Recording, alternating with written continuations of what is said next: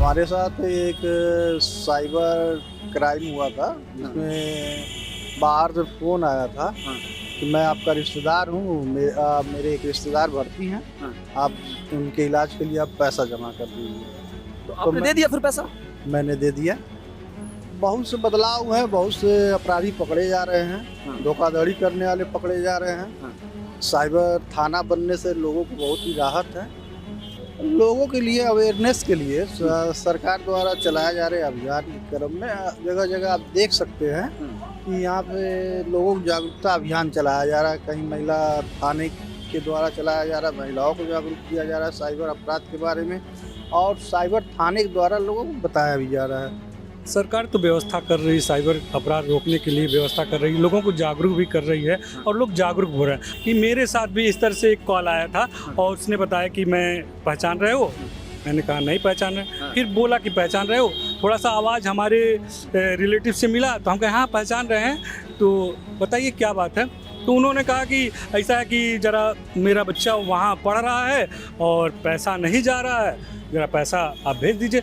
जैसे मेरे साथ होने वाला था, मैं तो देने वाला था, लेकिन जो एक बार आ गया कि जिस तरह से जागरूक लोग किए कि इस तरह से फ्रॉड हो रहे हैं, इस तरह से मोबाइल पे कॉल आ रहा है, तो उसी जागरूकता के तहत मैं बचा ना। इस समय साइबर क्राइम बहुत बढ़ गए, लेकिन सरकार भी विशेष ध्यान दे रही है और साइबर क्राइम रोकने के लिए विशेष अभियान भी चला रहे हैं और लोगों को जागरूक भी कर रहे हैं। निश्चित तौर पर सरकार का ये कदम स्वागत योग्य है।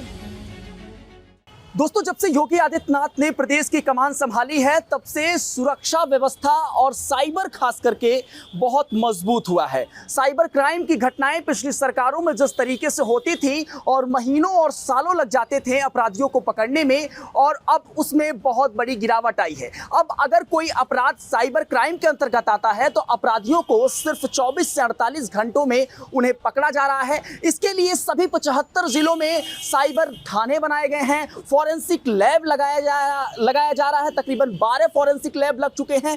इसके साथ ही अभी हाल ही में योगी आदित्यनाथ ने सौगात दी है जहां पे 75 मोबाइल फॉरेंसिक लैब जो है वो संचालित होने शुरू हो गए हैं। इसी के साथ कार्यशालाएं भी लगाई जा रही हैं। इसी मामले को लेकर हमारे साथ कुछ लोग हैं जिनसे ये बातचीत करने की कोशिश करेंगे कि क्या इनके साथ कभी कोई साइबर क्राइम हुआ है और अगर हुआ है तो उसके बाद इन्होंने क्या कदम उठाए हैं। सबसे पहले क्या नाम है आपका सर? जितेंद्र कुमार यादव। जितेंद्र जी, कभी आपके साथ कोई साइबर क्राइम जैसी घटनाएं हुई हैं?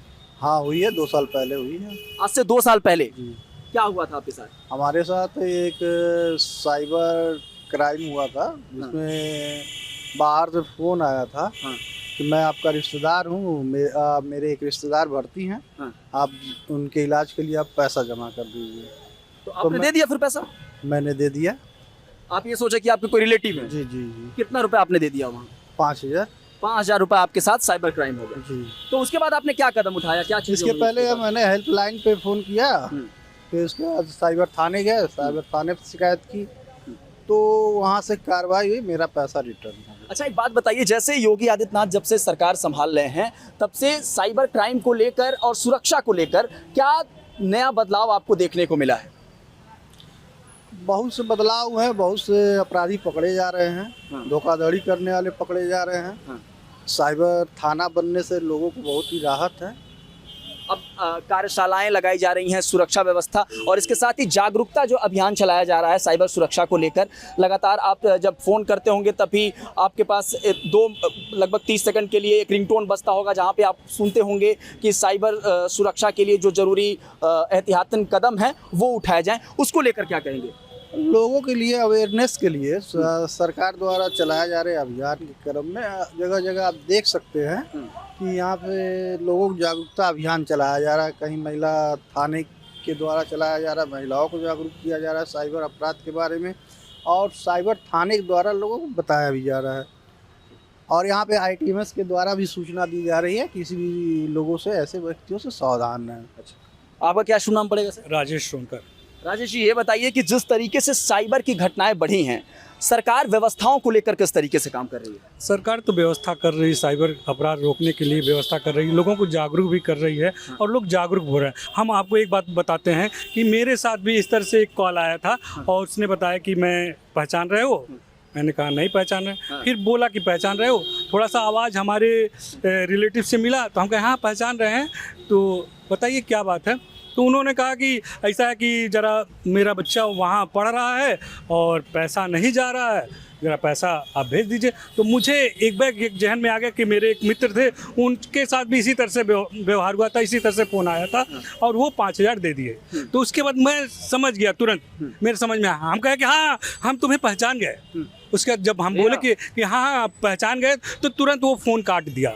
और काटने के बाद मैं फिर फ़ोन मिलाया, तो उसके बाद कोई रिस्पांस नहीं, फिर मिलाया कोई रिस्पांस नहीं। अच्छा, अब जागरूकता जिस तरीके से बढ़ी है उससे भी लोग अब जरूरी एहतियातन कदम उठा रहे हैं कि भाई जिस तरीके से जागरूकता उनके पास मोबाइल पे कॉल आ जा रहा है, मैसेज आ रहा है कि साइबर सुरक्षा को लेकर क्या विशेष इंतजाम किए गए हैं, उसको जरूरी कदम आप उठाइए। तो उसी वजह से तो जैसे मेरे साथ होने वाला था, मैं तो देने वाला था, लेकिन जो एक बार आ गया कि जिस तरह से जागरूक लोग किए कि इस तरह से फ्रॉड हो रहे हैं, इस तरह से मोबाइल पे कॉल आ रहा है, तो उसी जागरूकता के तहत मैं बचा ना। पिछले सरकारों में और इस सरकार में क्या चेंजेस देखने को मिला है? देखिए पहले बहुत साइबर क्राइम तो होते थे, लेकिन उस तरह से नहीं होते थे। इस समय साइबर क्राइम बहुत बढ़ गए, लेकिन सरकार भी विशेष ध्यान दे रही है और साइबर क्राइम रोकने के लिए विशेष अभियान भी चला रहे हैं, लोगों को जागरूक भी कर रहे हैं और साइबर सेल का गठन भी किया गया हर जगह में। इस तरह की व्यवस्था और कार्यशालाएँ भी, जिस तरह से आपने बताया कि कार्यशालाएँ का आयोजन किया जाता है, इससे जागरूक कर रहे हैं, इससे लोग जागरूक हो रहे हैं और थोड़ा साइबर क्राइम कम हो रहा है। लेकिन साइबर क्राइम करने वाले शातिर अपराधी होते हैं,